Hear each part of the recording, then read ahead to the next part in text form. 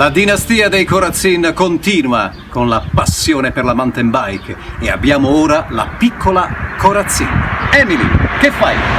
Io sono una guida cicloturistica, coltivo questa passione fin da quando sono piccola e vi porterò a visitare le bellissime colline del Prosecco e non solo che ci circondano.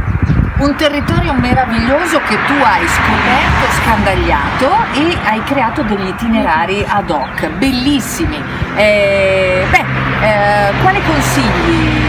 Il tuo preferito tra Il mio questi? preferito è il Pianezze, il Monte Cesen che troviamo alla nostra sinistra. Da quando arriviamo in cima vediamo un bellissimo paesaggio e bellissimi boschi, quindi un bel panorama. Fantastico, ma sai cosa ti dico? Andiamo!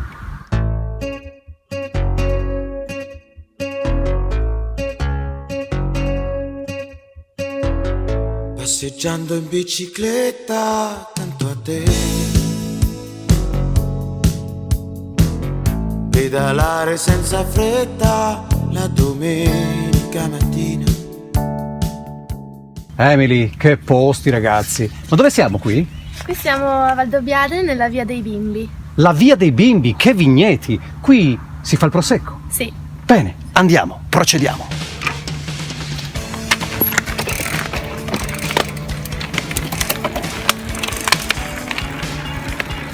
Ma ho sentito che tu ti sposerai e praticamente la chiesetta dove celebrerai il tuo matrimonio è lassù, è vero? Sì. Benissimo.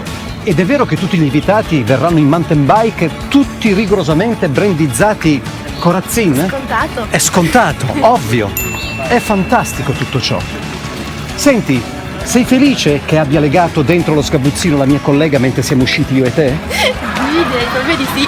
Fantastico. Scusa Nino! No, no! Perché stai parlando in modo così artefatto? Ma no! Emily, vero che siamo immersi nella natura in un posto fantastico, ma quanto si sta bene? Si sta benissimo, basta vedere il panorama.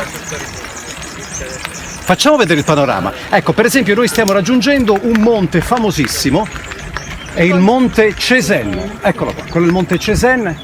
Guardate che monte, ragazzi. Ho combattuto lassù quando ero ragazzo. Ho combattuto. City Bike Mountain bike, E bike. DH Enduro. il top delle due ruote solo da Corazzin.